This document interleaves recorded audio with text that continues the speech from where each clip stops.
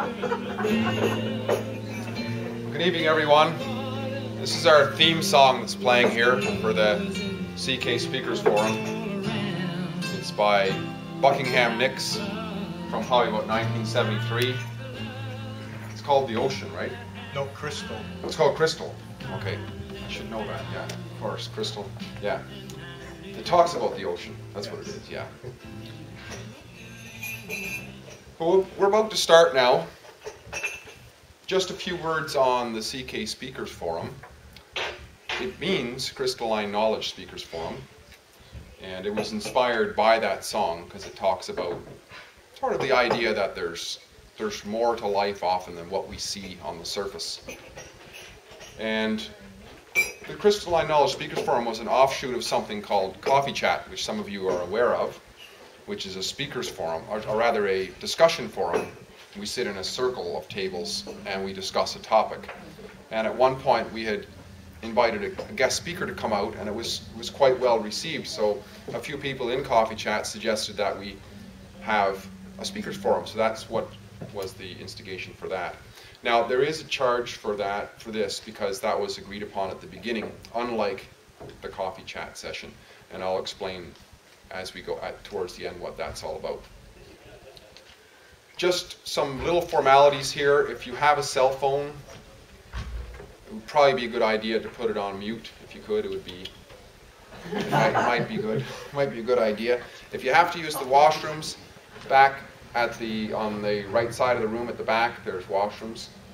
That's quite easy to get at. There will be, our waitress will come around very quietly if you need anything from time to time. And what else? I'm not going to introduce our speaker this evening, except to say a few words about him as to what I've learned about him, because I don't really know Doug at all, except for a few words. Rick here, one of our founding members of the CK Speakers Forum, welcomed Doug here this evening, so Rick's going to say a few words in a few moments. What I do know is what Rick sent me, and it was all about a reference to Doug's website, where I learned that Doug is an author, and I just bought a book actually. It's called Ancient Teachings. That's one of his books. And by the way, Doug has brought along some of his books and CDs and such, so if anybody wants to have a look and avail yourself of some of his information towards the end, I'm sure Doug would be welcoming of that.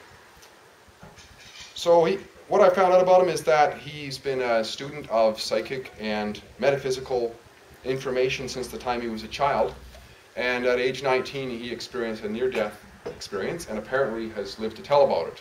He's standing here with us today, and I understand that it has changed his life to some extent that we may find out tonight, although this is as new to me as it may be even more new to me than others here. His first book, Ancient Teachings, apparently is in its 7th printing, and it is considered 10th by now. Okay, so that's outdated information then. Yeah. But it has been released with a different title in India, I'm told, called Ancient Teaching for Spiritual Growth. Is that correct? Yep. Yeah. Sounds right. All right, and it is considered to be a classic in its genre. So there you go. There's a classic book, and the author and he just signed his name, by the way. It was an autographed edition I got here tonight.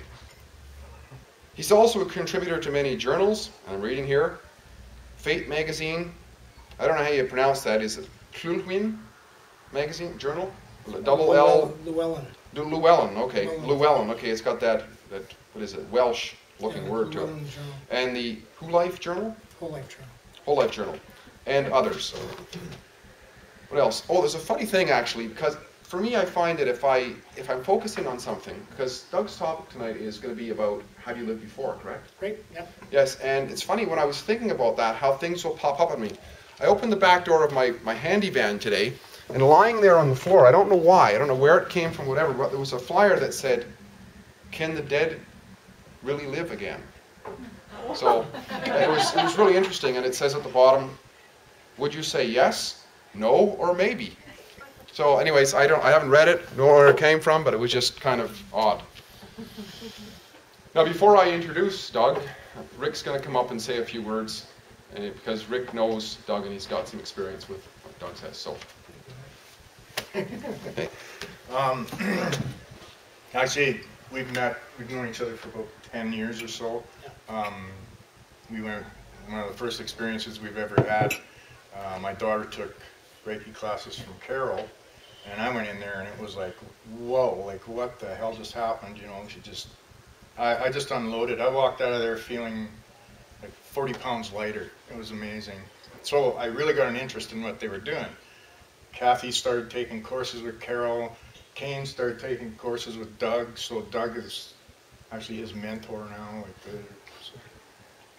think he's got, what, maybe a year left or so? Maybe? Maybe. Yeah. And then he'll be finished all his schooling. So, yeah, we spent hours talking. Well, they're doing their thing. Carol and I talk, and Doug and I talk. So we know each other reasonably well. But they've really changed our lives just by having them in it.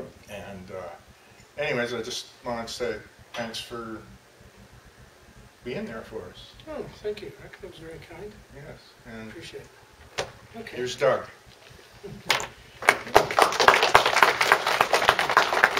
I want to thank everybody for showing up. Yeah, looking forward to talking.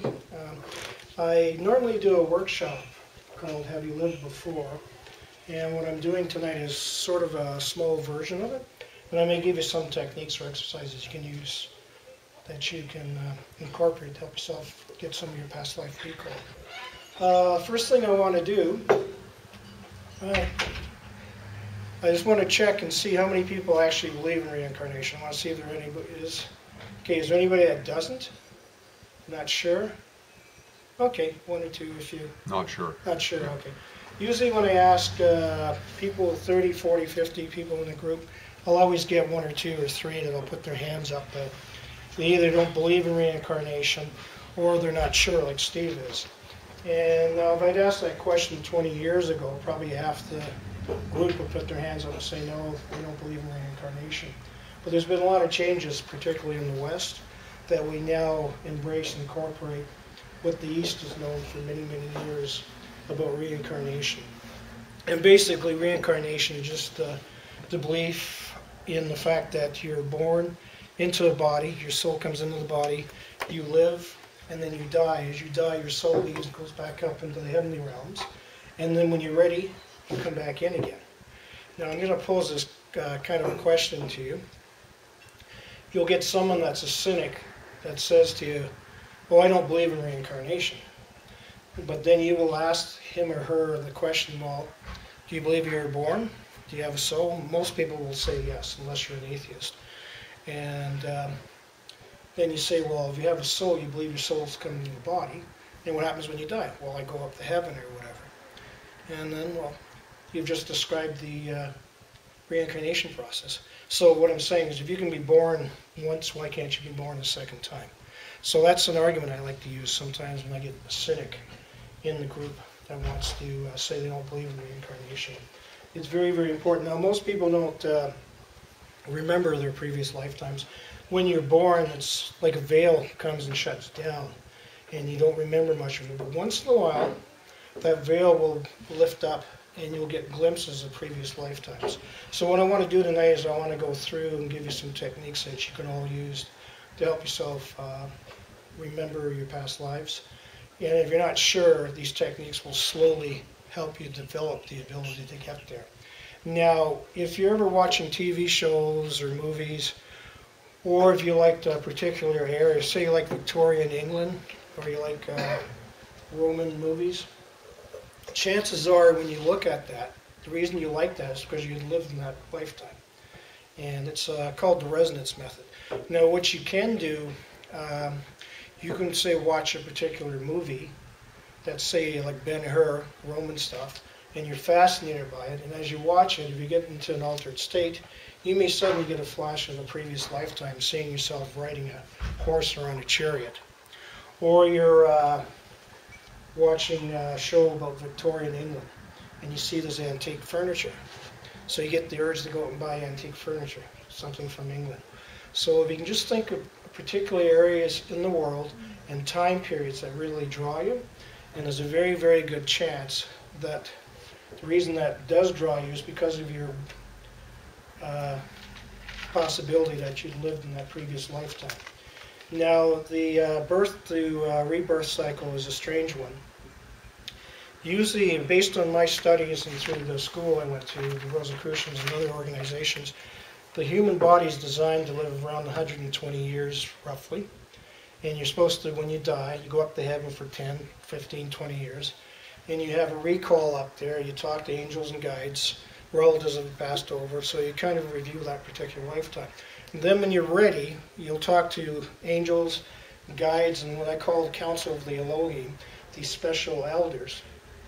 And they will arrange with you to find a particular place to be reborn. It's like you sign a soul contract to come back down to heaven.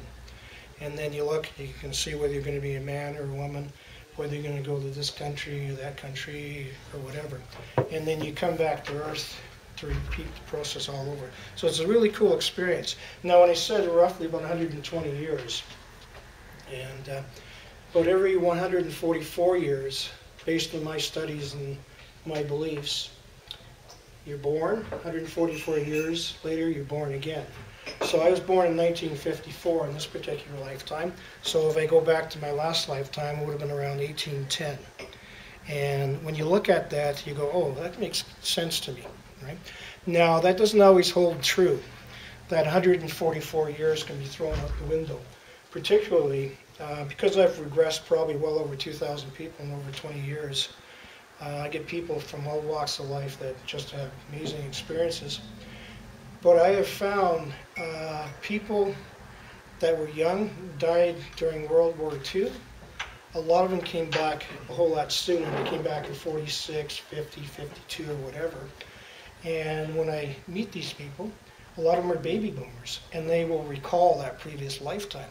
So what's actually happened is that cycle was broken because they died too young. They didn't get to experience their full life. They end up coming back very quickly to relearn and do it again. So it's quite fascinating. As I said, with over 2,000 people, I've regressed. A lot of the baby boomers can remember past lives being in a Nazi concentration camp, or they were a soldier on the U.S. side in World War II. And it's amazing. And I can tell you a couple of experiences. One experience I'll give you, it's actually in my book here, Past Lives for Beginners. It's about a young man. He lives here in Saskatoon. He went back in time. He's one of what I call a real super subject. He went under very easily. He went back to just before World War II, and he was an American, and his name was Johansson there. And he was worried because he was waiting to getting a draft notice to go to join the army or whatever, and go to fight. And the reason he was also worried, his parents were elderly, and he thought he was going to have to leave them alone on the farm. He wouldn't be able to help them. So sure enough, the letter comes, he gets drafted, he goes to camp, and he's talking about one point where his name got changed from Johansson to Johnson. They made it more English. And then this amazing thing happens when he goes to Camp Pendleton in California. He describes everything there. And when he's getting ready to leave Camp Pendleton to go to Hawaii, on the ships, he starts just naming off all the ships. Bang, bang, bang, bang, bang, bang, bang. About 10 or 12 of the U.S. ships back in World War II. I wish I had taped it. It was just incredible how he did it. Just wham, it was right there. So he gets to Hawaii. He's getting training to work with a bomber as a navigator or whatever. And at one point, they're taking off, and I don't know if it's B-52s or whatever they were, and they're flying, and they get near to an island that's still with U.S. territory. So they land, refuel, and then when they get ready to leave, they start getting into Japanese territory. Next thing he's telling me, oh, there's all these Japanese Zeros are attacking. And he says, I'm angry, I'm in pain, and I guess he gets hit, and the plane blows up, and he remembers at the end swirling around all his pain and agony. And he's really angry, not just in pain, but angry because he died, wasn't able to go back and help his parents.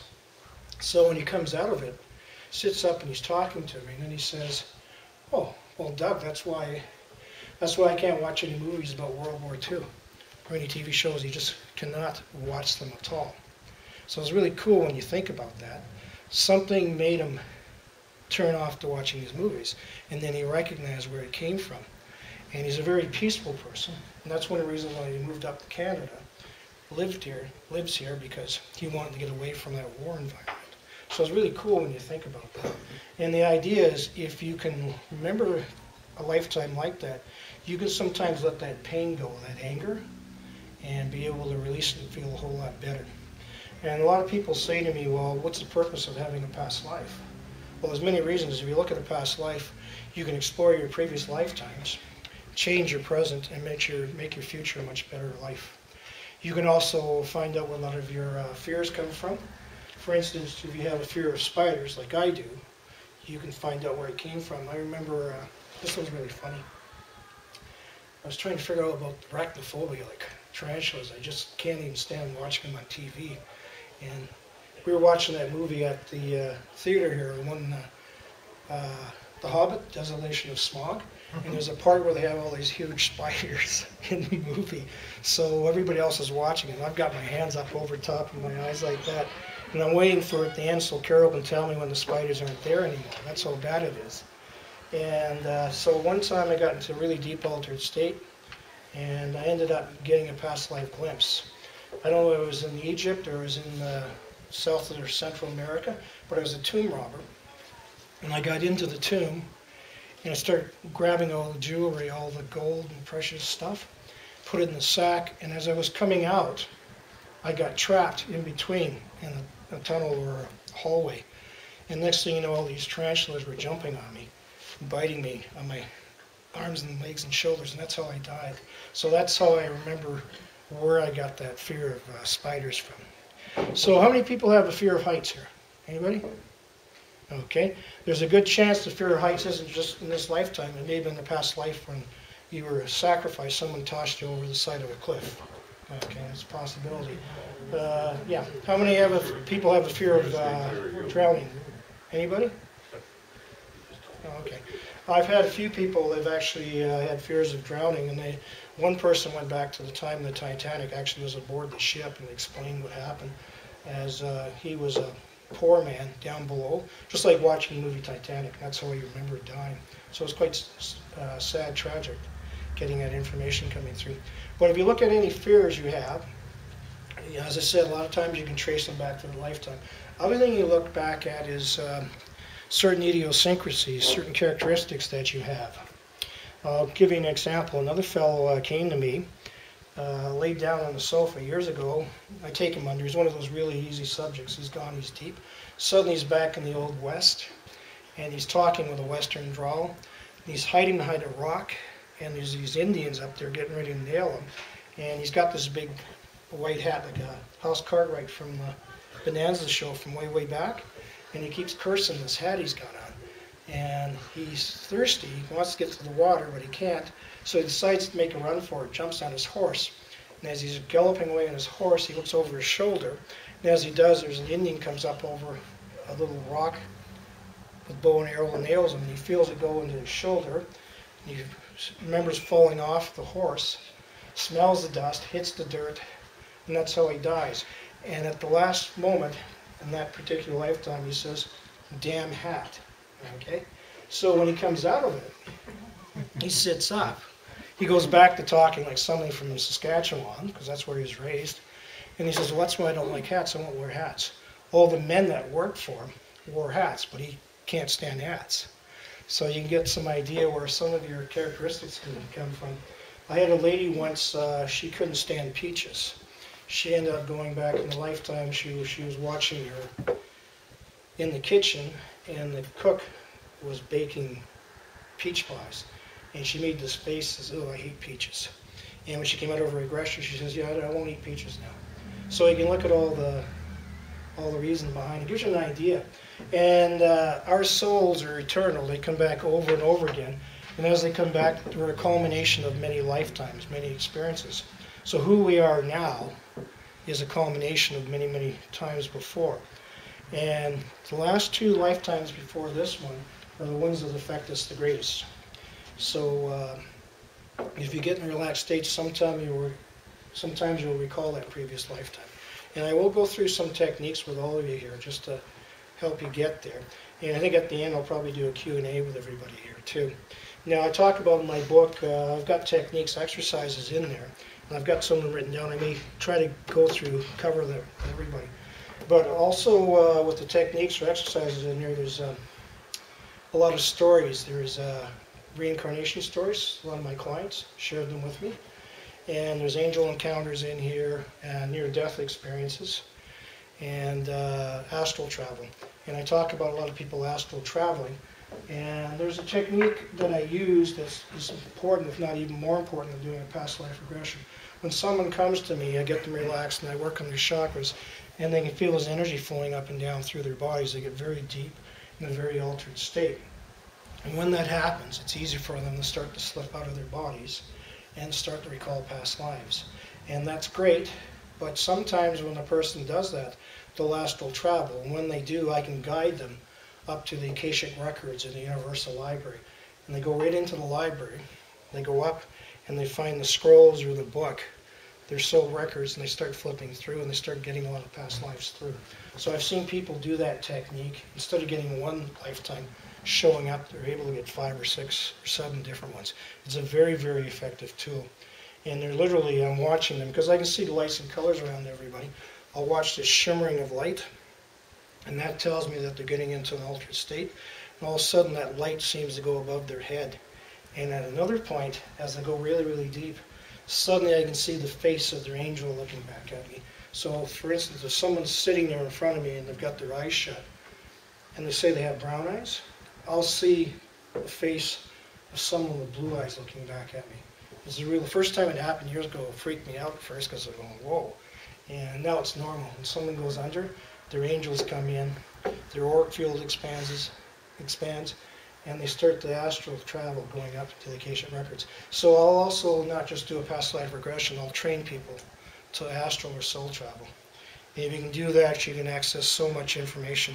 Sometimes a client will come to me for a past life regression, and they end up getting something else happens. They need some healing done. So they feel a lot of energy flowing into their body, going into where the body needs the energy to heal.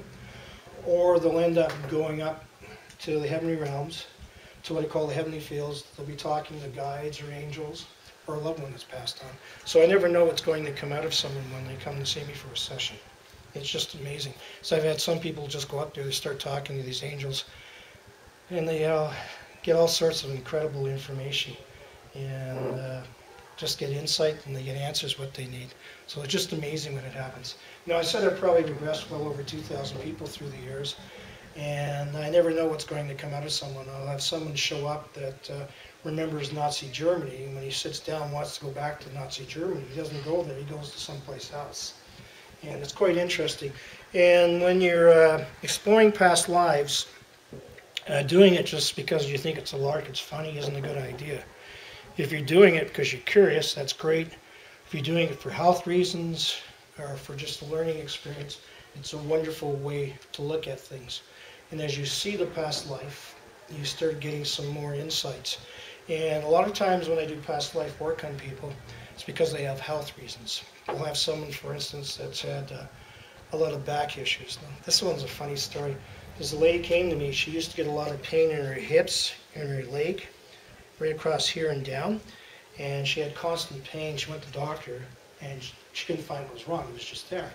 So I've got this is in the Past Lives for Beginners too, the story.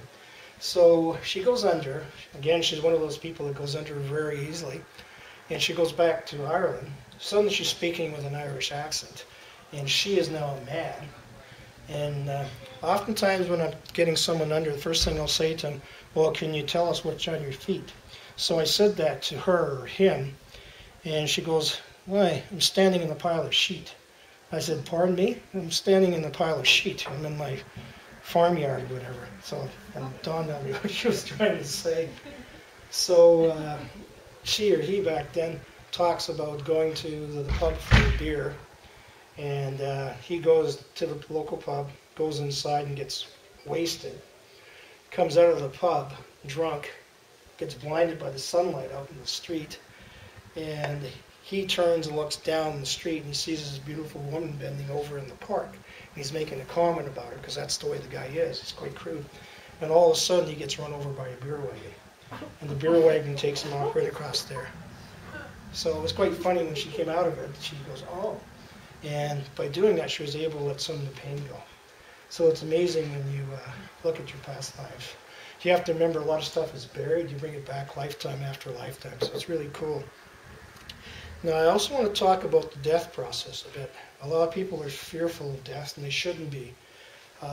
Many people, oops, almost like I'm drunk here, will pay a lot of money for a funeral, and they really shouldn't. They should take that money and invest it in the ones that are still living. Because when you die, it's very close to falling asleep. A lot of people are scared, oh, I don't want to die. But you fall asleep every night, and it's the same process. When you fall asleep, your soul will slip out of your body, you'll float around the room, you'll float down the hallway, you may float and go visit a relative or friend across the country, and you'll also start to float, go up into the heavenly realms. And as you do that, you start visiting relatives, friends that have passed over, angels and guides, and you get amazing experiences. You can go up to that universal library that I'm talking about. You can go up to teaching temples, healing temples, and you can learn so much. And when you're up there, sometimes if your soul and body needs healing, you'll go into this healing temple and these angels will work on you. You'll wake up the next morning feeling refreshed, feeling wonderful, but you don't know what happened. You sort of think maybe, but sometimes somebody will remember it. And it's really cool when you think about it, because as you wake up, your soul slips into your body again. Now what's happening, there's an energy, it's called vital life force, or nous, or anybody does Reiki, they call it universal energy, it's the same thing. It incorporates within the body, so it's like magnetism. So you have your physical form, you have the soul that was in the body. You have to remember where soul's living within the body, not the other way. So when you fall asleep, your soul can slip out, or if you meditate and get altered states, you can do the same thing.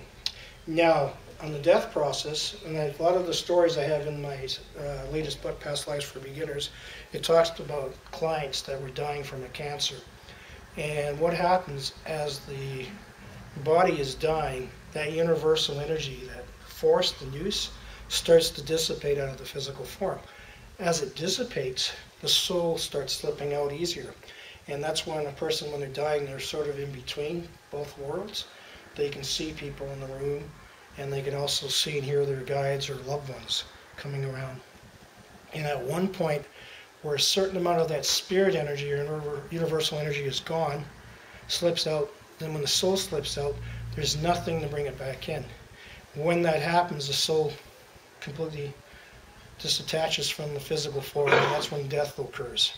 And normally it takes about 72 hours, 30 days for the soul to completely leave the physical form. So if you have a relative that's passed over, instead of like having them cremated the next day, you should usually wait about 72 hours, 3 days, so the soul can completely leave the body. There's a lot of beliefs, a lot of customs are based on the fact that they should wait till at least 3 days before they do something with the physical form. So just think when you're sleeping, you're doing the same thing in altered states in death. So sleep and death are very, very closely linked. So always keep that in mind. And when you run into someone that's scared of death, explain the situation to them, and we'll get a better understanding. And a lot of people fear something that's unknown, but if you know, then you don't feel as bad. Now, you can also train yourself to astral travel or soul travel. I've got exercises in all my books, particularly my second book, Ancient Healing Techniques. And I'm flogging my books here, and the teachings go into advanced soul travel techniques that you can use to slip out of your body. Now, if you get proficient at it, you can go travel somewhere and do energy healing on a relative or friend. You can go across the country, across the city, whatever, and in your soul form, you'll be able to take your hands, lay your hands onto that physical form, even have your soul hands go inside the body and work in the part of the body that needs the healing. When that occurs, you may have a healing angel or two go with you at the same time. It's quite an amazing thing to be able to do. The next day after you've done it, you may have this person phone you and say, I was just dreaming about you. I could have sworn you were in my room, or you touched me, or something went on. So you can learn to be asleep and use your your soul abilities to get to where you need to go. So it's quite amazing when you think about it. And taking it that process, you can then train yourself to go up to the heavenly realms. One technique you can use, I've got it in my first book, Ancient Teachings for Beginners. You take a glass of water and you usually warm your hands up. And as you warm your hands up, you then hold it on the glass of water for up to about 5 minutes. What that will do is that will charge the water, making it more positive. And then you drink the water down. And as you drink the water down, it's like a tonic inside your body. Now your physical form, your body has more of a negative essence. Your soul has more of a positive essence. If you think of the law of magnetism, positive and negative repel, push each other apart. So if you drink that water down, you're pulling in more positive energy into your body. Therefore, as your body gets more positive, it then allows your body and your soul to kind of push away. So it's a process of being able to let your soul slip out. And if you get into eating certain types of fruits and vegetables and doing certain types of deep breathing, holding it in, you pull the chi in, and you can develop that energy, the ability to actually soul travel. When you soul travel, you can, before you fall asleep, you say to yourself, I want to recall a past life, or I want to go up to the Universal Library. And when you do that and then you fall asleep, you'll program yourself to actually have your soul slip out. And when your soul slips out, you may start to travel going up and seeing all sorts of amazing things. I did this technique years ago using the glass of water. And I didn't think anything was going to happen. So I warmed the water up, drank it down, did some 3 or 4 deep breaths, hold the breath in. And then I laid down on my bed, formed a white light around the bed. And I said to myself, just before I fell asleep, I want to recall a past life. I want to recall a past life. That night I had the most amazing lucid dream. I ended up going back to ancient Rome. I was a Roman soldier and officer, and I saw the battle scenes going on, saw the emperor and all sorts of amazing things happening. I got the name of my wife back then named Julia, and then I saw what's called the Visigoths, the enemies, surrendering to the Romans and putting all their weapons on a big pile. And I got the emperor's name. At that time I didn't know anything about ancient Rome or history. And Septimius Severus was the name of the emperor. So I come out of it, and the next few days I started doing research, and I found, yeah, there was a Septimius Severus. And yeah, he conquered the Visigoths in Italy and all sorts of stuff, bang, bang, bang. So it was really cool, just getting that information. So that technique you can use will help you sometimes get a past life call. And it can also allow you to astral travel, going up into the Akashic records.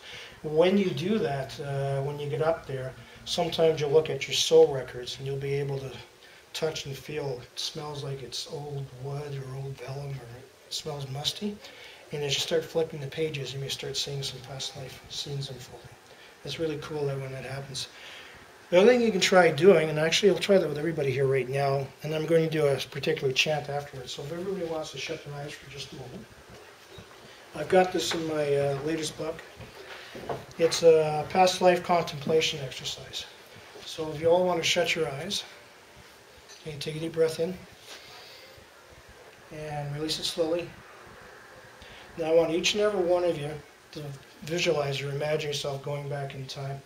Perhaps you're walking on an ancient street in Rome, or you're stepping into an Egyptian temple, or you're just riding along the Nile River, or you're in ancient Greece riding a horse in the countryside, and just let yourself drift. And as you're doing that, just keep watching it. And as you keep watching it, at one point you may start getting visions or more scenes unfolding. And just let it continue. So suddenly you're in Rome walking along a street, you may see chariots going by, people with swords or whatever. And just imagine that, picture that, and take another deep breath in. And release it slowly, 1, 2, 3, and just bring yourselves back. When you're ready, just open your eyes. Okay. Now I want to check with everybody. If you want to put your hands up, if you saw anything, just let me know. Okay, Rick saw something. Anybody else? Okay, Steve did. No, that's not your imagination. When you start off with the imagination, seeing a past life, just imagine yourself in ancient Rome or Greece or whatever. What will happen is it'll trigger something inside your brain, and all of a sudden you may get a past life glimpse coming through. Once you get that, let it continue. And it'll be really cool. You may see yourself riding a horse down by a river or whatever. And it's a very powerful technique. Always remember that what will happen is your brain will switch over from imagining something to triggering a past life recall. Now what we do within our brain, we have certain areas where we have memories buried away. And there's certain techniques or exercises you can use to wake up, use those areas of your brain. Most of us only use maybe 10% of our brain. By doing certain exercises, you can activate other areas of the brain, slow down your brainwave patterns, slow down your aging, and start using more of your IQ level. When that happens, these areas of the brain start to reawaken. It's almost like they're lying dormant, these gifts and abilities. You can trigger the memory, the feelings, emotions that come through. There's a particular chant you can use. I usually do this all the time when I'm teaching sessions like this, or when I'm doing a class or one-on-one with someone. And it's May, M-A-Y. So it's like the merry month of May. And I'm going to get everybody to do this with me. And I just want to check and see how you feel. Now what this is going to do is it's going to affect the pineal and the pituitary glands inside your brain. And as that does, it starts to get them to vibrate. They start to awaken. As that happens, other areas of your brain start to awaken as well. And you may sometimes get tingling sensations on the top of your head, in the front or the back. You may feel spacey, lightheaded. That's normal. Now this exercise also slows down the aging process dramatically. So if you're 20 years old, you probably don't care. But if you're a little bit older than that, then it's a really cool thing to do.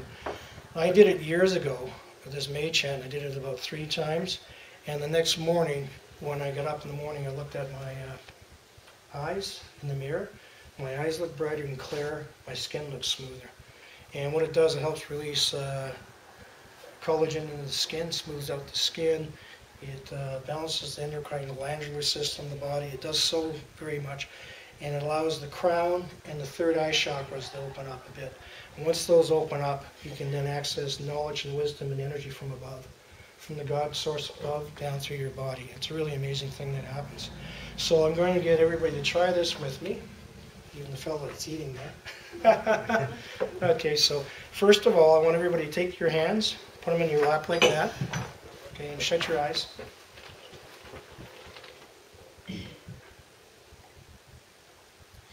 And keep focusing on your hands. And take a deep breath in. And release it slowly. Now as you're focusing on your hands, just picture yourself outside. It's a warm summer night. And there's a campfire, a sacred fire, a flame in front of you. And you can feel the warmth of the fire from the top of your head down to the tips of your toes. Feel the warmth of the fire pulsing towards you. And in your mind you look up.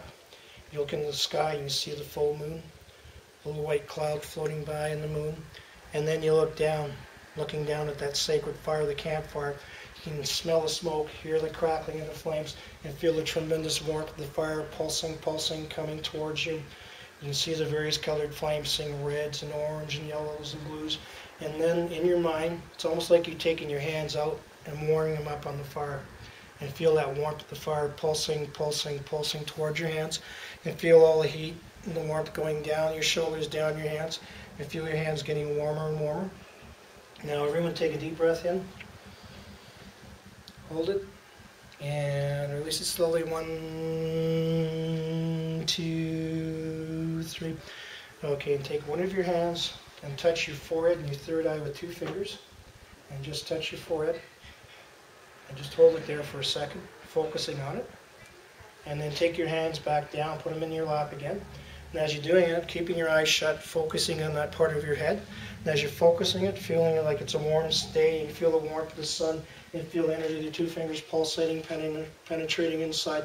Feel this wonderful warmth, just like a fire, or warm sunshine and warmth of the 2 fingers pulsating, penetrating, going 1, 2, 3, going deep, deep, deep, deep inside the head, and right inside your head, at the base of the brain.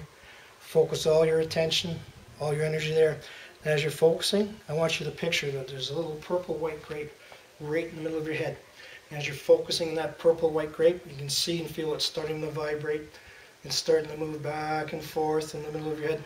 And as it's moving back and forth, suddenly you feel it starting to pulse, Just like you can feel your hands getting warm, feel the same sensation inside, pulsing, pulsing, pulsing inside the grape. And as it's getting warm, feel this warm sensation and feel that vibration getting stronger and stronger. And as it's vibrating, feel the warm sensation starting to move all the way up, all the way through your head, all the way through your brain. And as that's happening, I'm going to direct this ancient chant towards you. Me.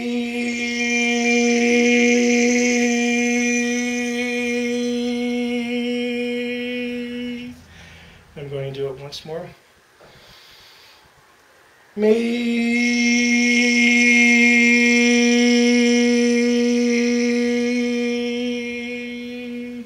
Now focus on the top of your crown and just touch your head up there for just a moment. As you touch your head, feel the sensation, energy, almost like an angel's touching the top of your crown. And then put your hands back in your lap.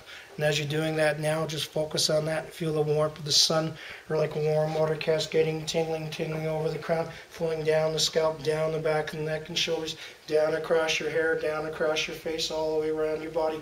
Just like taking a hot shower. Feel this wonderful warm sensation, tingling, especially all over your head. And as it's happening, I'm going to direct this ancient chant once more towards you. May.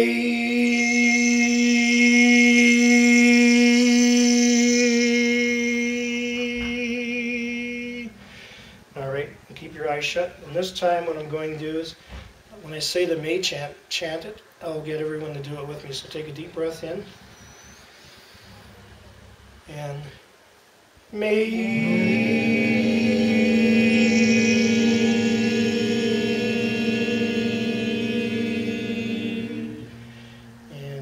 Take 3 breaths in, 1, 2, 3, and just feel yourselves coming back. And then when you're ready, open your eyes once more. And just feel yourselves back here.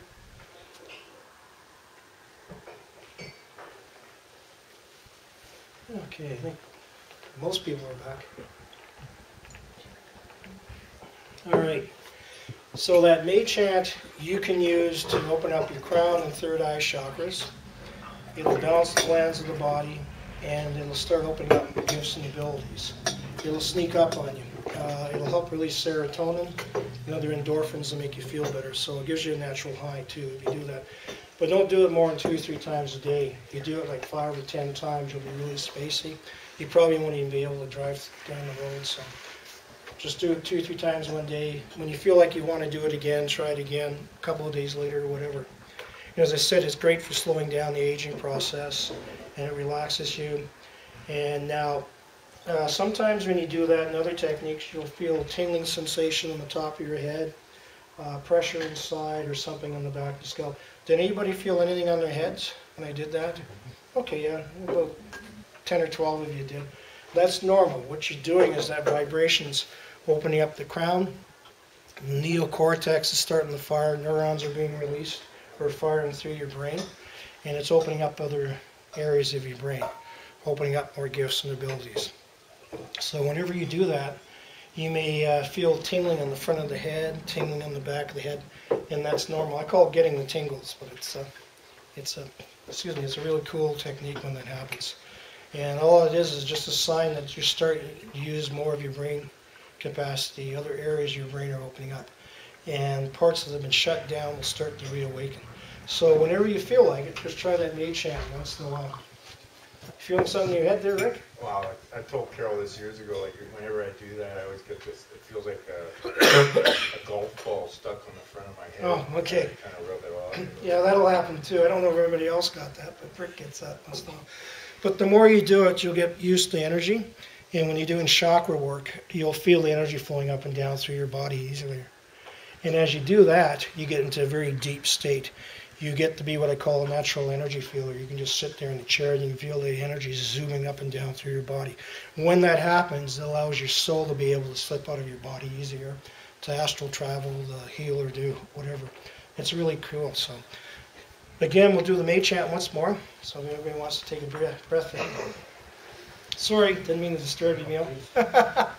Okay, breath in. And May.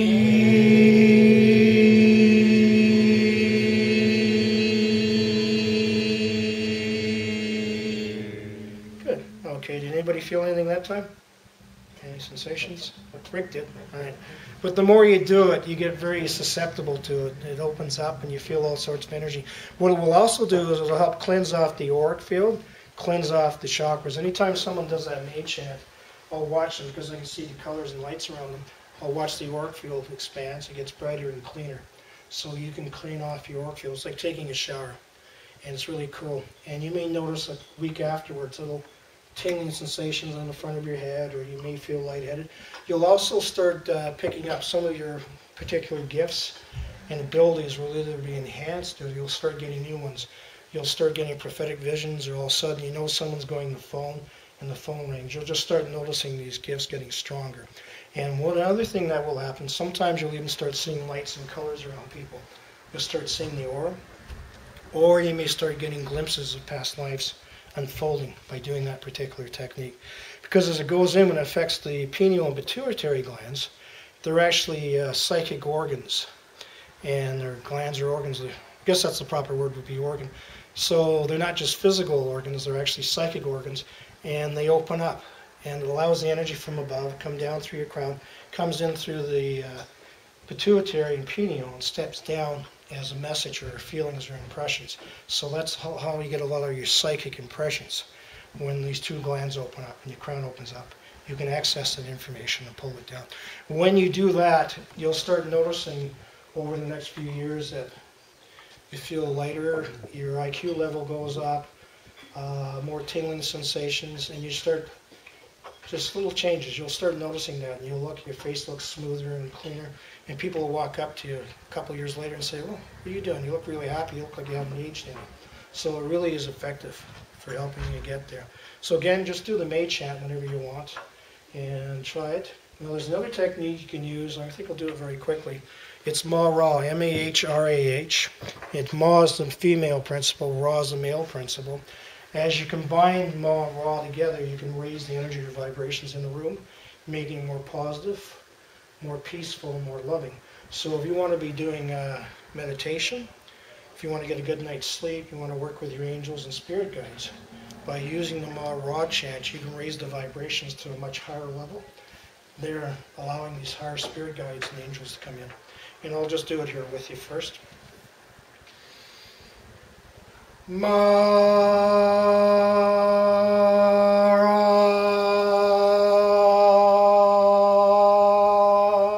Now you can stand in the middle of the room, do that. You can walk through your home just saying Ma-Ra. And you alternate. So next you would switch over the Ra-Ma. So this time I'll get everyone to try it with me. Ra-Ma. So take a breath in. And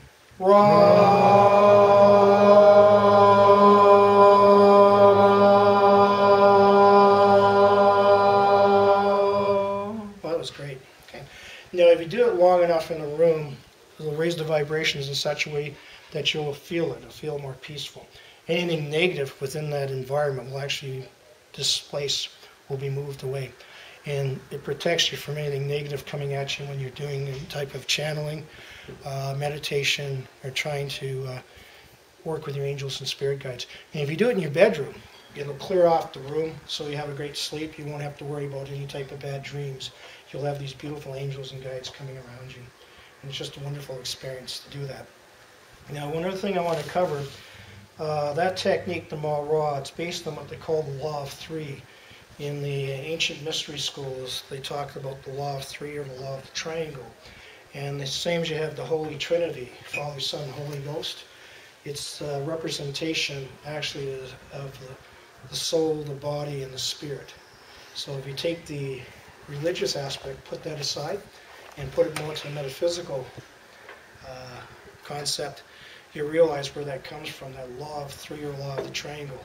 And that's what happens when someone dies. You got the body, the soul, and the spirit energy. It's all involved. And it's the same thing with reincarnation. And it's great, the Ma-Ra technique. When you do that, it brings in a real positive, powerful energy.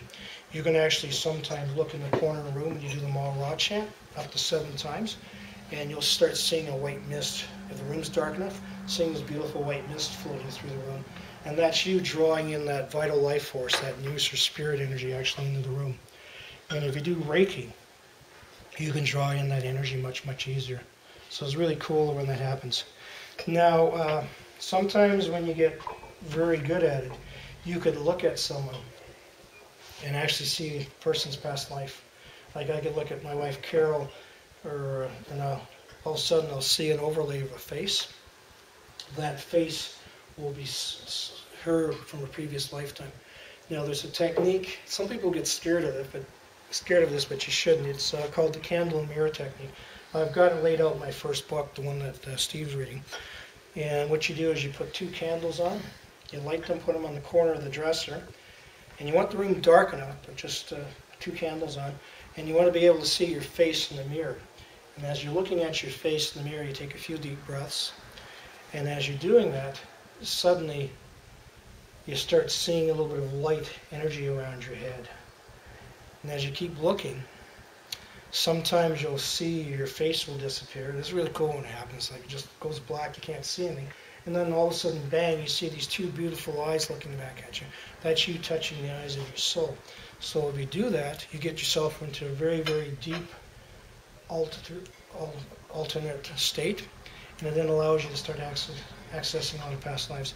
And as you keep doing that for a little while, suddenly you'll see that overlay of a beautiful face looking back at you. You could be a woman, 40 years old. Suddenly you can see this ancient Chinese man with a beard looking back at you. And what you're doing is the overlay is the past life coming through, and you're seeing your previous lifetime showing up. It's really cool. Sometimes you'll see 5 or 6 different ones just bang, bang, bang, bang, bang show up. And you go, oh, you see yourself as a Native American Indian, and all of a sudden you see yourself with a beard or whatever. And it's really cool when it happens. It's not your imagination, you're actually seeing it. So if you do that, it's going to help you reawaken that area of your brain, access some of the energy through, see some of the past lives. And it's really cool. Once years ago, I was working at this cable company up in northern BC, and these 2 technicians got out of their truck. When I come out the front door, as I'm walking towards them, suddenly I saw these 2 guys. One guy had a belt on with all his tools, right? And the other guy had something in his hand like this. And all of a sudden, these 2 guys, they became Roman soldiers. And I saw the one guy, it looked like he had a sword belt with his sword, and they both had helmets. And it was really freaky, because it went from the 2 guys I knew now to them back in that lifetime, both Roman soldiers. And the one guy, the taller one, had a spear as he's walking. So it's really cool when that happens. And just pay attention as your abilities open up, doing that mage chant, your crown and third eye get wide open, a lot of gifts and abilities come through, and you start getting a lot of your past lives through. You'll just be sitting there having a cup of coffee or tea, all of a sudden bang, and you can see yourself riding a horse in England or something, or you see yourself in a beautiful building, or you look at someone and you recognize them. Now that's the other point I want to bring here. With reincarnation, we come back over and over as families and as groups, and the reason we come back, we're here to relearn and fix and change the things. So sometimes you've known someone in the past life, and let's say that person was married to you and that person killed you in that lifetime. So you come back in this lifetime and you recognize that person's eyes, but you get together. You're not here to get married and kill that person. What you're supposed to do is change and learn and grow from it. So then you can release that karmic debt. There's a couple of books, Dr. Brian Weiss, I don't know how many people have heard of him, but he's got one book, it's a great book called Many Lives, Many Masters. And he talks about this husband and wife, and he regressed them both one at a time, and each one went back to the same lifetimes. And they went back to one lifetime where he killed her, next lifetime she killed him, and the third lifetime I think he killed her or whatever. So in this lifetime he was doing the same thing. It was just really cool when you look at that. Well, it's not cool that they're there trying to kill each other, but when you look at that, instead of taking that play that's on stage, you can change it and make it a better lifetime. You can let that person go, you divorce and you move on, you find someone more wonderful, more loving, having a better life. And that's the idea. You can grow. I knew someone that was Nazi Germany years ago, back in the 40s or 30s and 40s, and he didn't speak a word of German. So all of a sudden he took a German course at the university. Bang. It's like he knew it instantly. So it's a form of super learning too. if you can access some of your past lives, you can get some incredible information coming through. So it's just amazing when that happens. It's great for soul growth. When you're up in heaven, when they talk about your soul contract, it's like you literally sign a contract up there. You pick up the right parents, the right country, and you come down. And now before you're born, your soul will sort of hover around the mother. And then when you're born, your soul comes into the body. Your mother takes the breath, and bang, you're here, you're staying here. So the process starts over again. And the reason you've come back is for your greatest spiritual growth. And what's happening on the planet right now, all of us that are here have the greatest potential for a wonderful spiritual soul growth. It's never been this great, and it's wonderful when you think about it. You can learn so much in this particular lifetime that if you're lucky, you won't have to come back again unless you want to. So that's the idea of being able to recognize your past lives, bring them through and change them. And it's just amazing when that happens. I'm trying to think of anything else I wanted to cover with you. Oh, yeah, I know. I had my own pre-birth scenario. I don't know how many people remember their pre-births. Anybody here? No, okay, I'm not surprised. I think I've only met 2 or 3 people through the years that actually remember their pre-births. I can remember being up in heaven. I've got it in some of the articles that I've written in some magazines. When I'm up there, I'm in a room. It's got a marble floor. Looks like a Roman Senate.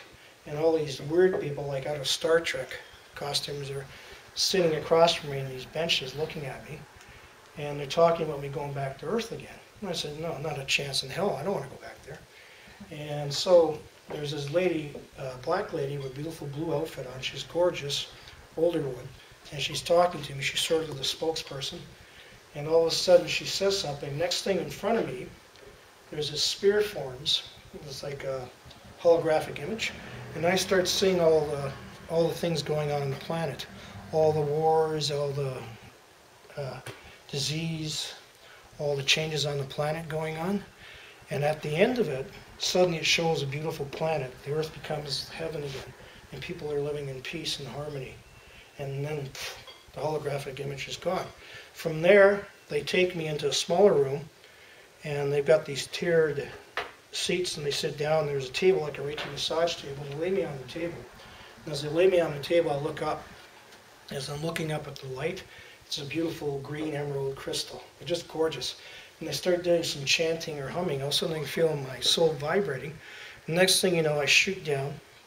I go into the, back then in the delivery room, into my mother giving birth to me. And I shoot into my body. The doctor's got me, I can see myself. The doctor's got me upside down, my little butt there. He slaps me on the butt, and I start crying. And that's when I came back in to the body.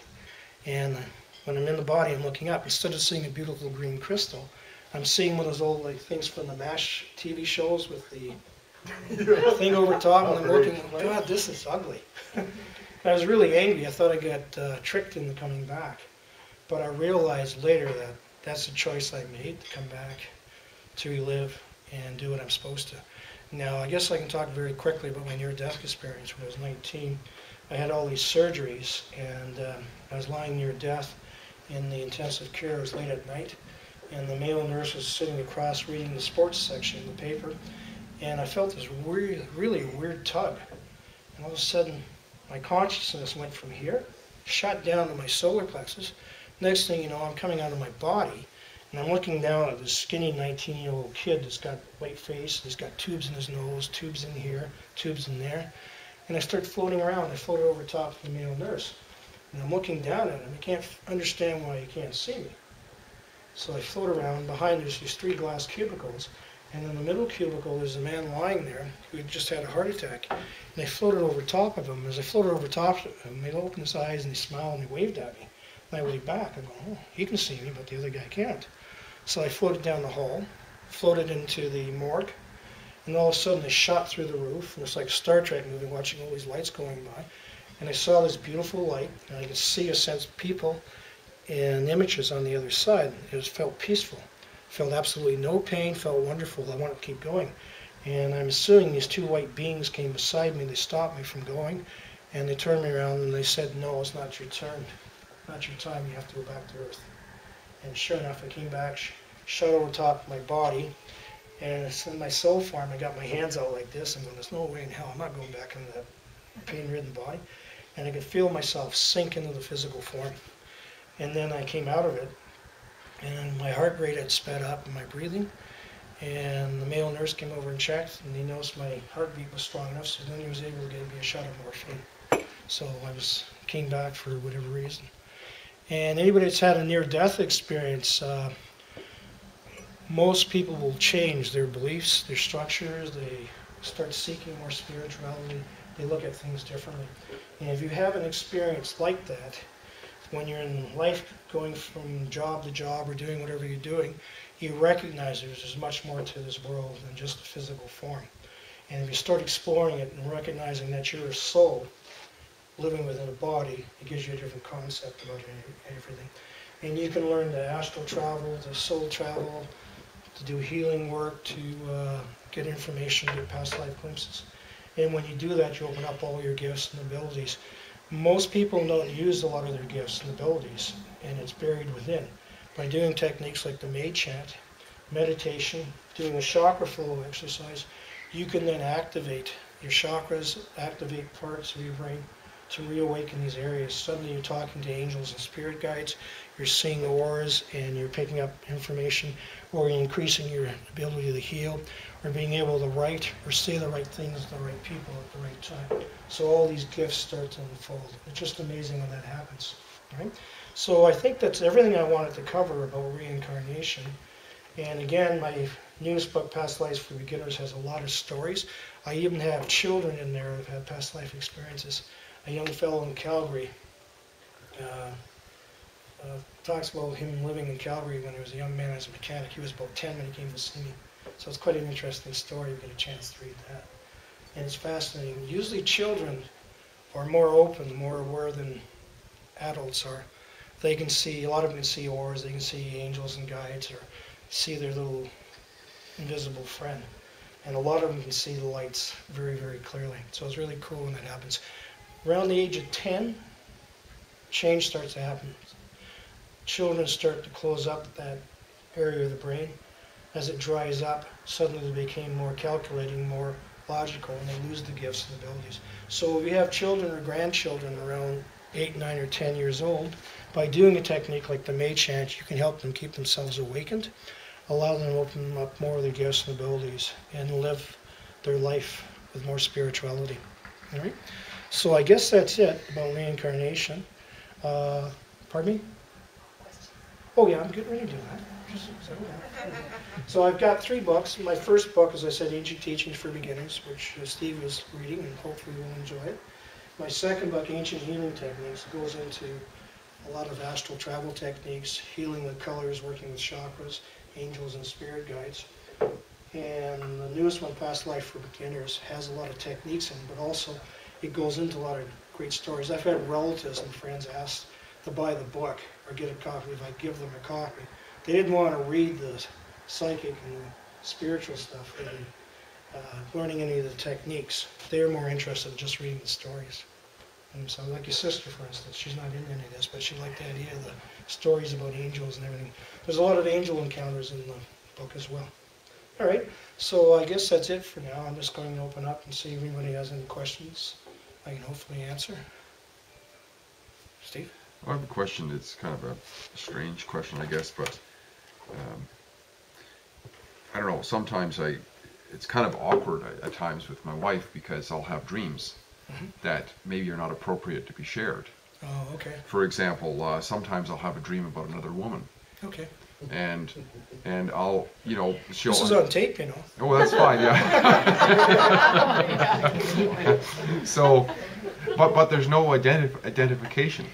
Okay. You know, so is a dream usually a past life, or what is it?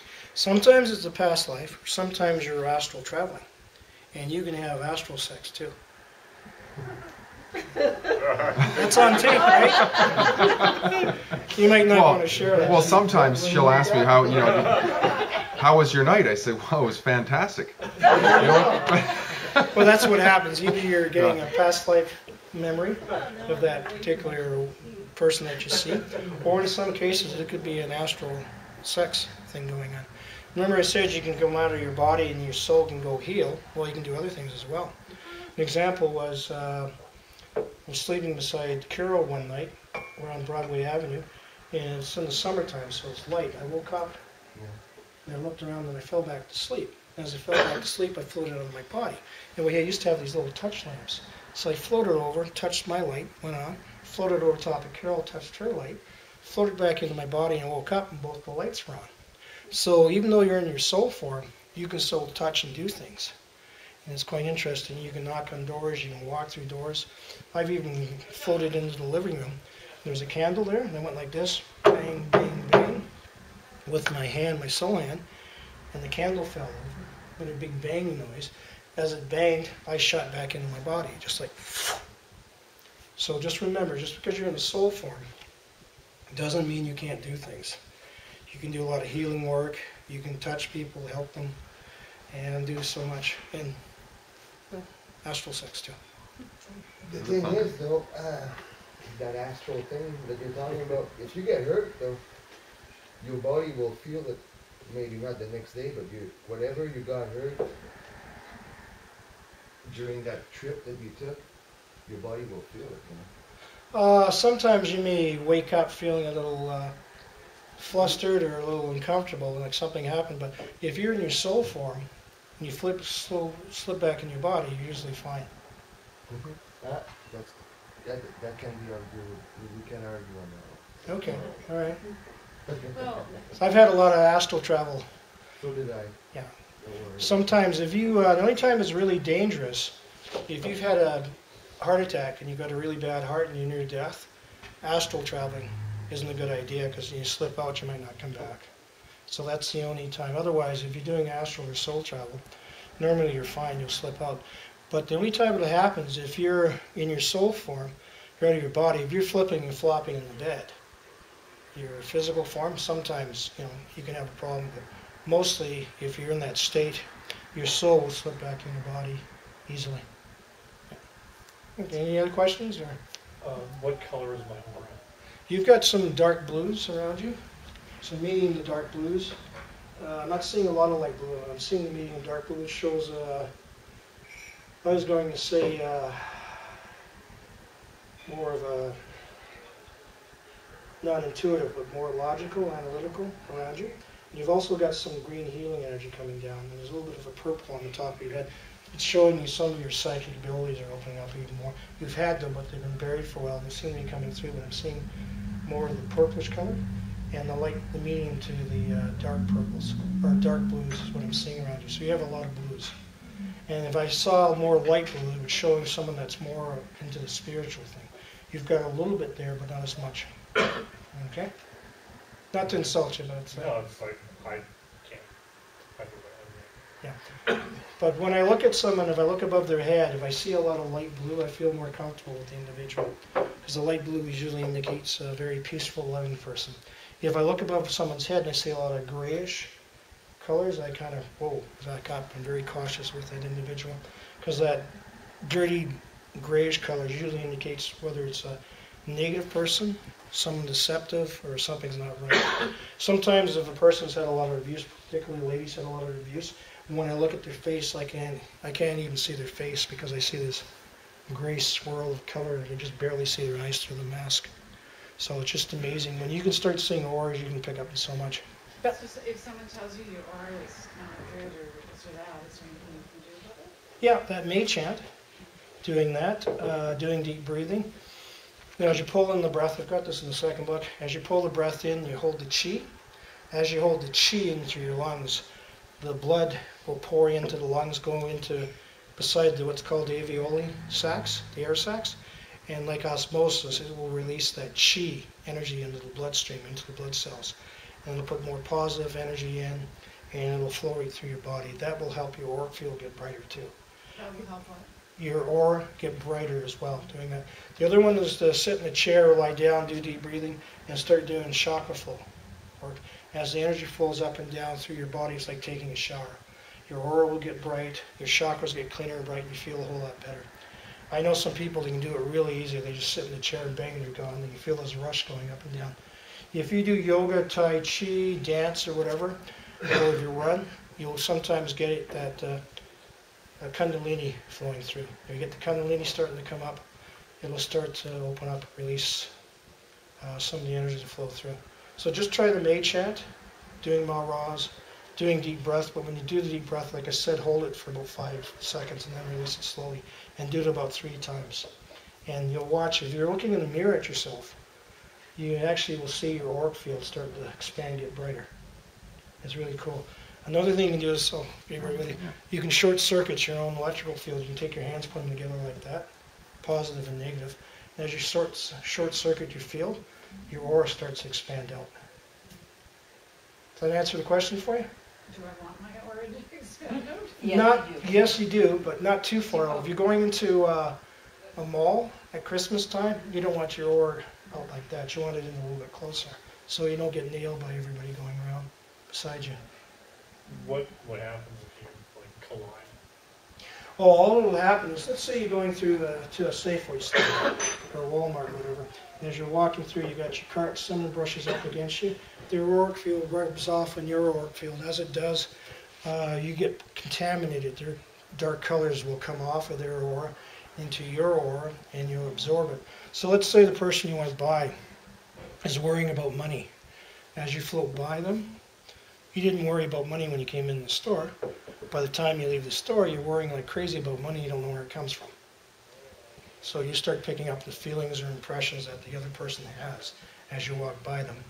Now, if you're in a room like this and everybody's doing energy work and their auric fields are bright and clean, then you don't have to worry. You're not contaminating each other.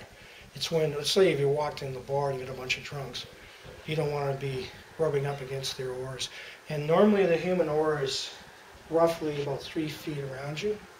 And that's your space. And it can close you in. And some people, like myself, can expand it out greatly. If you do some type of martial arts, you can learn to push your aura out. You can learn to push your aura back in. I've seen people take coat hangers and push them out and suck them back in. So, hope that helps. Sure.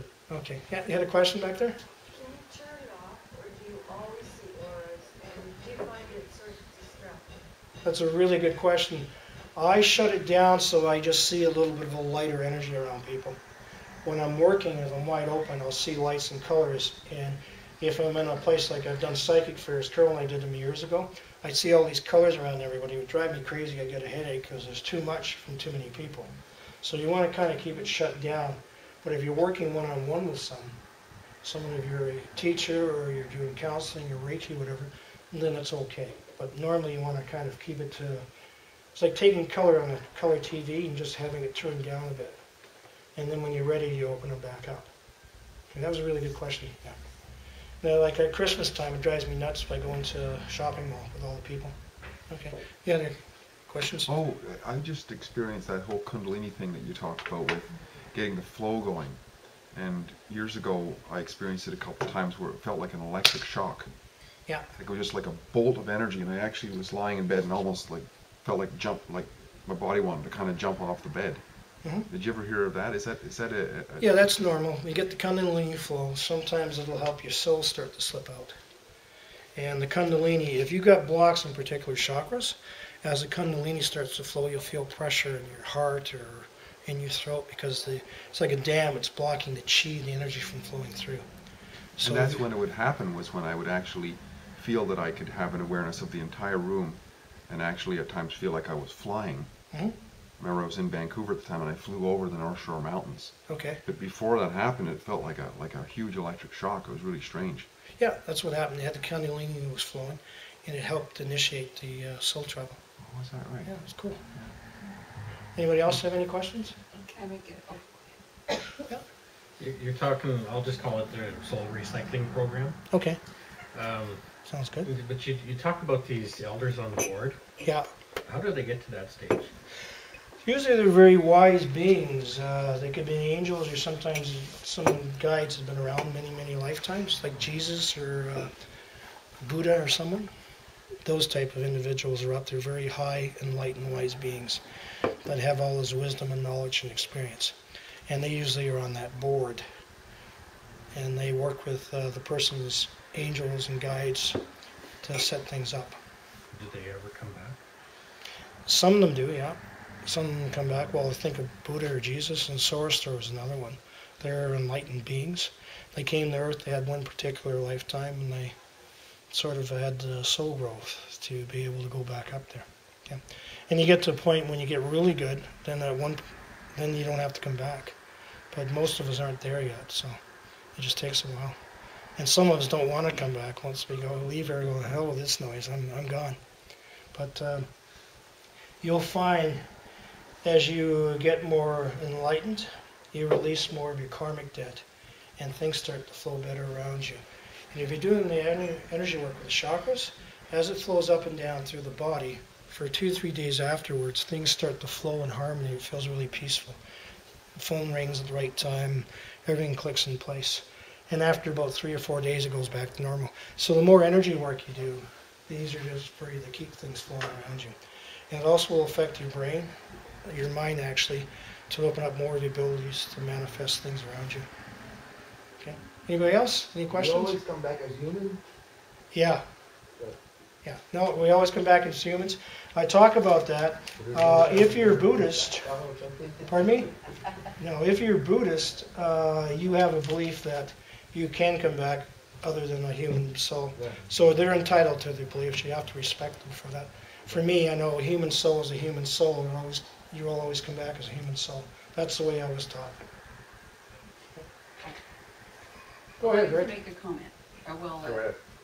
about astral traveling. You were talking about getting hurt when you're out. Mhm. It depends on who you're talking to. Doug's a very peaceful soul, so when he's astral traveling, he's going to learn. Yeah. Some of us go out there and we have a sword in our hand because we're battling somebody. Oh, yeah. Yeah. So we can Yeah. come back with bruises and sore Yeah. spots, and Exactly. And your Yeah. body will, So, your yeah. body will your feel body this. will show it.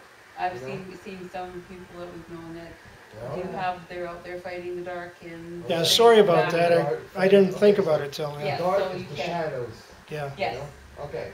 Okay, Yeah. at least Yeah. I'm So it not- depends on what you're doing when you're out there. that's it. But if you're doing the Mall Raw chant, raising the vibrations in your room, it makes it easier. There's a good chance you'll be able to keep some of that negativity away.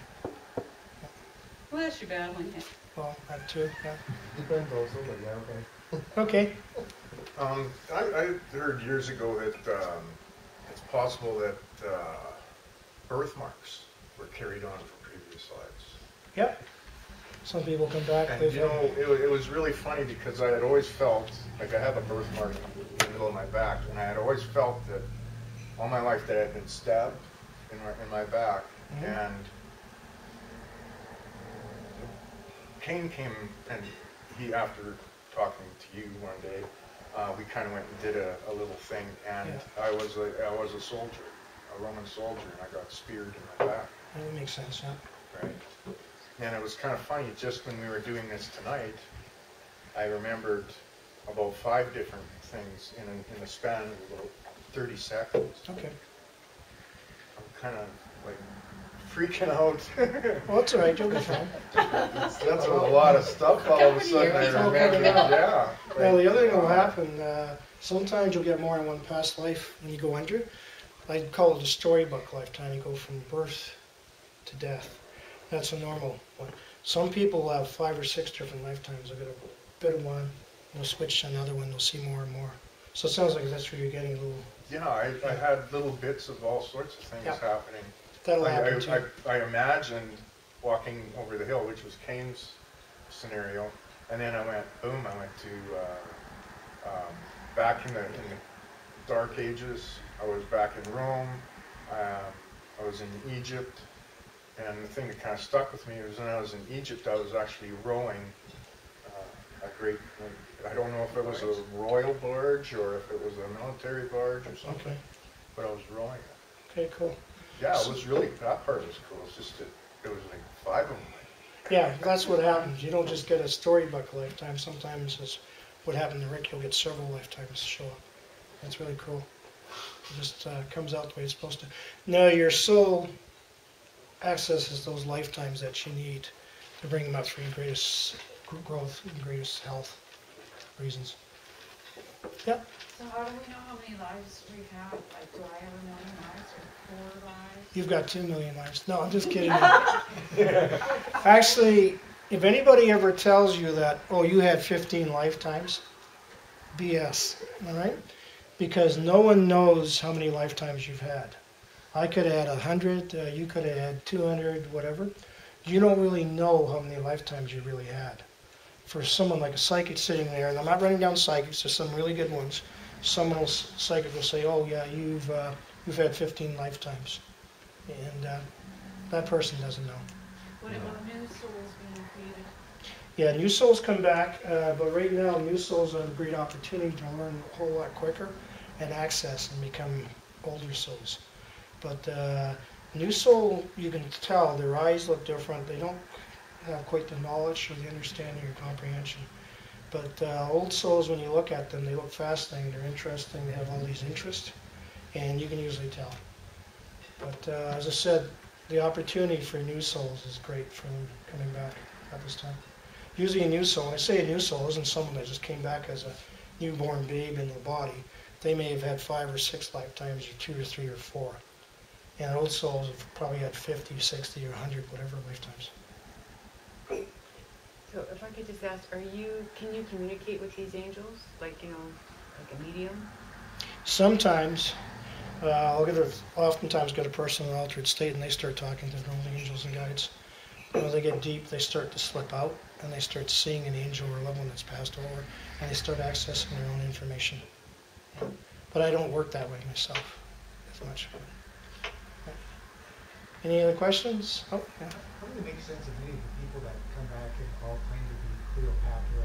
Oh, okay, yeah. Yeah, I talk about that in my new book. Most people don't claim to be Cleopatra.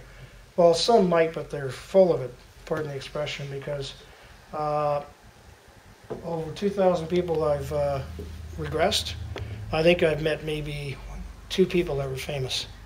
Most of them are just normal people. They're soldiers or they're temple whores or whatever in a past life. I don't know why I mentioned that. That's the only... Okay, when we talk about men and women, we all come back. You're coming back. Well, I came back. I was a temple whore. That's probably why I mentioned that. That's the only past life as a woman I remember. But anyhow, it's just the way it is. Most people just have normal past life. They were a fisherman or whatever. As I said, I think I've only met 1 or 2 people. One fellow was actually the Emperor's Tsar, the one that was executed in Russia. Nicholas Tsar? Nicholas, yeah. And he even looks like the guy too now. It was really cool. Yeah. Yep. So if we were all different souls, then how come we're so like our parents? Pardon me? If we're all different souls, how come we're so alike our parents or our siblings? Well, you'll bring back your DNA and your structure. You bring back genetics. Your genetics get involved, bringing you back in some of your characteristics and traits. But you will still have unique traits, characteristics that are yours, that aren't anywhere close to any of your parents. And that's where you've brought something back from a previous life. Okay. Hope that answered that one for you. Okay. Any other questions? Another aura question. You hear about energies that got left behind in antiques and items Yeah. from your former owners. Does some of their aura get left behind? Do you see anything like that? That sort of thing? Yeah, sometimes the aura will, in an antique, there'll be a weird energy around it. You'll feel it and see a darker color or whatever. And sometimes that soul that's passed over hasn't gone back up to heaven. And I knew a lady who would talk about a medium. She was awesome. She could see angels and guides just like I can see everybody in the room. She used to get them when we're sitting in a restaurant and they come up, they tug on her shoulder and she'd say, "Piss off." You know, because they'd be grabbing her arm like that. And she could see them just like you and I. But when she was around people that had antiques, am I too close here? Okay. That had antiques in their home, she could see some of the former owners of the antiques. So these souls didn't pass on to heaven like they were supposed to.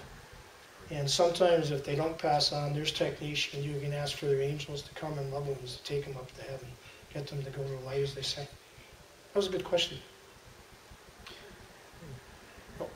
We used to, my wife and my family and I used to live in a house near Vancouver, one time, my wife used to stay up late a lot, and one morning she told me she was apprehensive about telling me that because she thought think she's crazy. But she said, we're not alone in this house. Okay. She said, I see these people at night. Yeah. And they kind of would leave her alone, I guess, but they were older people who were there.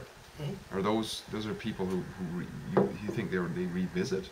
They were sort of ethereal people. They weren't like physical, but she could see them. Sometimes it could be a ghost, like someone that lived in that house, died, but didn't want to leave. Other times it could be just a soul coming to visit. Like I've been sleeping, I'll wake up and there's someone floating up above me looking down. That happens often in hospitals. Yeah, oh yeah, exactly. These souls come in and visit. Someone's dying, so a lot of relatives come in, or they're just souls that are getting ready to go, and it's quite busy in there. So it isn't always a ghost, it could be just someone visiting. So that's a good question. I've known a lot of people who are dying, they'd see their angel coming into the room, or they'd see an aunt or a grandmother coming, talking to them. It's really cool. Sometimes you'll look, the person is lying there near death, and off to the side you'll see this beautiful light, and that'll be the light of one of their angels coming from. I've seen it a few times. It's just amazing to see that. My wife then, she told me that she experienced that before in a house, an older house, but never in a new house. We built her a new house there. She never saw that again. Yeah, that's because the energy's not there. It's a new house, Yeah. so you've got new energy. You don't have, like if you walk into some of those old houses and castles in Great Britain, like they're just rampant with ghosts and stuff, because they've been there for like hundreds of years, so all the energy and all the doings and going-ons. So a new house, you're safe. If you're in a brand new house, chances are you're not going to have any problem like that. If it's built on a burial grave, then it might be a different story, but other than that, yeah. Okay. Anybody else? Yeah. You were talking about breeding all these different people and stuff like that. Has there ever been any weird spots that they've actually come from? Besides Rome or... Oh, yeah, I've had people go back to French Revolution. I've had people go back to even in caves. I've had people go back to Atlantis, Egypt, whatever. Some have gone back to World War II. Some people have gone back to the West. I remember one lady, she went back, she was the Old West, and she remembered having a ranch, and her husband sort of kind of used her and broke up with her, and she went in there and she ended up in the lawyer's office and had a heart attack, arguing with her husband and this lawyer. And she's passed on now, but this is from like 100, 150 years ago. And I had one lady, she was a saloon gal, and she talked about being in the saloon, so it was quite interesting. I have a question. Oh, Is okay. there any particular drawing card to be born here? Me being born in Saskatoon? Yeah, what you did when you're up in heaven, when I talk about the soul contracts, you talk to these beings up there, and your angels and guides, and maybe even the relatives. You said, okay, well, yeah, I'm going to go, you should go here. This is going to be for your best for your soul growth. And you chose this particular place to come to for a particular reason. You may not know it yet, but when you go up there, you'll figure it out. Have you found any common reason over here in this area? Well, a lot of people come back in groups. A lot of people that were together in the past life have all come back here, and they knew each other, and they're here to do something again. Maybe to learn, maybe to grow, maybe to make it a better place. But they seem to come back. Same as like families come back over and over together. Sometimes a mother and daughter in the past life will come back in this lifetime as sister and sister. But they come back for a special reason. And I think there's a lot of soul groups come back to help change the vibrations on the planet, changing it from an earthly environment to a more loving, heavenly type of environment. Hope that gives you the answer you're looking for. And how about any aliens? Run into any aliens? Like people go back to being an alien? I've had 2 people. After doing over 2,000 people, I've had 2 people that actually remember being an alien on a different planet, yeah. So it does happen, but not that often. And I've also had people that can go to future lives, picking up in their lives coming up too. I had one fella, he didn't go back in time, went to the future life. He ended up about 100 years from now. He was talking about what the city looked like with flying cars and when they were out in space with the meteors, mining everything. And they had a colony on Mars and there's all these other things. But he talked about that. But I think, as I said, I've only had a few people that have picking up in future lives. But most people get past lives. And they just don't know. Now the interesting thing, sometimes you can't prove a past life. It's happened, can't prove reincarnation. But once in a while, if you experience a previous lifetime that's closely associated with this lifetime, let's say it's only 50 or 100 years ago, then sometimes you can find the records or documents of that person when they were born, when they died. And I had a fellow that came for a regression here quite a few years ago. He ended up going back to, he was young, born in the 60s or 70s, but he went back to the 40s or 50s. He talked about being in Ontario and his son Bobby, and he talked about knee-high pop, orange pop. Now most people didn't know about knee-high pop. Back then they had orange knee-high pop in Ontario. I remember that as a kid. And then he talked about his vehicle that he drove, the old-fashioned car with the big steering wheel and the big knob that they turn. And he's talking about this. This is a young guy who was, was in his 20s. And he talks about going to Calgary, and he mentions the company that he worked for, and he talks about his Masonic ring that he was wearing. And at one point he's on the roof, adjusting the roof so he can watch the hockey game, the old-fashioned antenna. He explains what street he lived on, and the next thing he's in the hospital having just had a heart attack and he's dying, and his son Bobby's beside him as he dies. Now the interesting thing is if he was to go check those records, he might find his death records. He might actually be able to go and find his son now. The son that was the person that was his son in that lifetime. Of course his son would be older than he is. So it's kind of freaky when you look at that. So someone related that story to you? Oh yeah. And they didn't, and when they talked to you about that, they hadn't gone back to wherever, was it Ontario? Oh no, No, he shot out the door like a bat out of hell. And it just scared him. He didn't want to know about Calgary or his kid that was still alive or anything. So. But there must be many, like. Oh yeah, there's some people. If the whole reincarnation thing is as it is, there must be many cases where someone died 20, 30 years ago, and they can remember it all. Yeah, there's people like. How come we're not hearing all these stories of people going back and people know them and they can recall childhood events and there's people. It does happen occasionally. I've watched some shows where some boy gets older, goes to a village, and he recognizes the people and they recognize him. I saw that once. Yeah, and sometimes a person will get documentation once in a while. Yeah, sometimes a person will be able to find documentation that helps them prove who they were. I'll give you an example. It's a fellow now. He remembers his great-grandfather during the American Civil War. And the picture of his great-grandfather looks almost identical to what he looks like now. And he talks about what regiment his great-grandfather was there and what type of weapon he used. And the information about the weapon, no one knew. It wasn't in history books. He found out, had to do research, that this particular rifle was only used by a particular regiment that his great-grandfather belonged to. Don't you think we'd be hearing more stories though? People who have died in more recent times, right? No, nobody's going to talk about it. It would really frighten me. Yeah, a lot of people don't want to hear that. Areas of population. People have a hard enough time even thinking about reincarnation, but if you start proving that, you're my...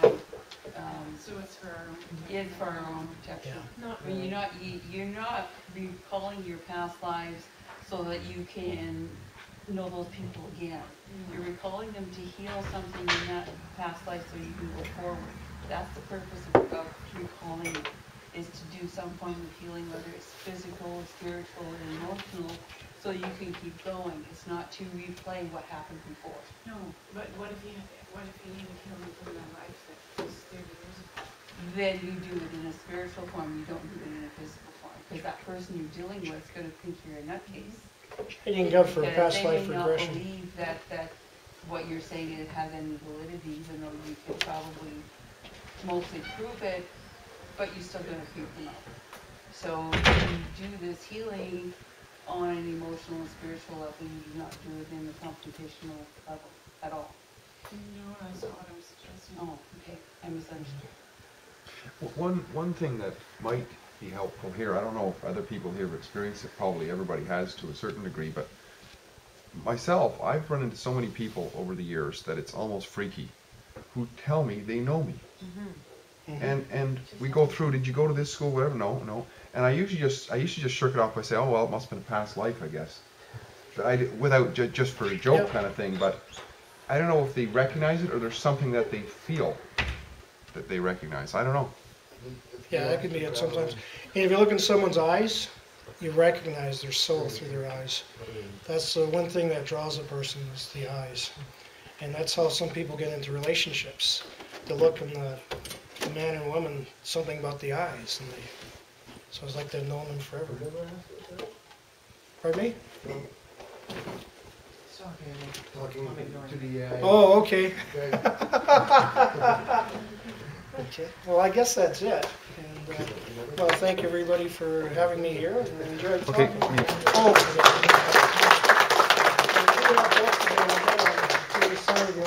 Make a few comments here too before we finish up. Yeah, so you can talk to Doug about his books here, and I'm sure he'll.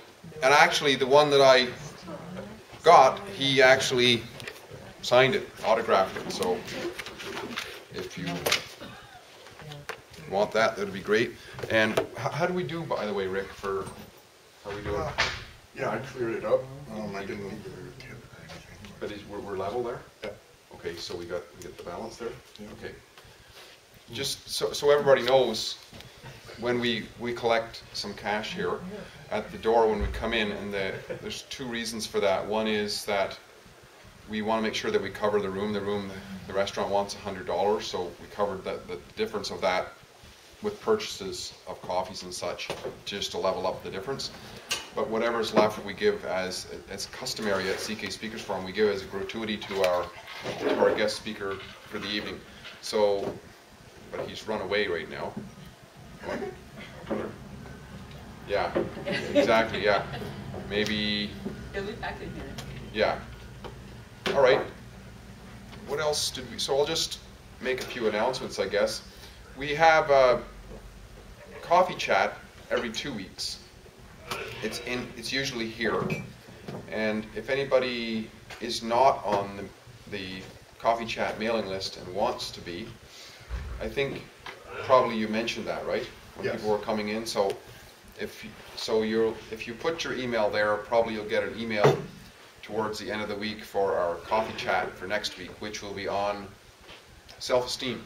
We're doing a discussion on self-esteem. And just so you know what coffee chat is about, those of you who haven't been to it, it's a discussion on improving the quality of our lives. And we use a topic to help guide our discussion. So we'll talk about self-esteem, anything to do with self-esteem. What is the value of it? How can we gain self-esteem? This sort of thing. So as Doug... And it's nothing to debate. We don't debate anything. We usually express an opinion and take from it what you want. Yeah. Make that clear. Yeah, that's what I was going to ask. Do arguments on those things? No, absolutely not. So also another thing we do is we have a presentation as a gift for Doug. Oh. This is something that Rick makes up, and we get a frame and so on, and as a token of appreciation for coming out this evening. Great. Thank you very much. This is great. And also we have a gratuity here because people were donating on how we had the cover charge. Oh, wonderful. This is a gratuity we have for the speaker, and I think... Thank you very much. Speaking for myself, I got some really great value out of that. You shared so passionately what you had to share this evening, and I'm sure with the questions, by hearing the questions that were asked, there was a lot of people who got some value and some insight into what you talked about this evening. So once again, thank you very much. Doug, thank you. Thanks, Rick.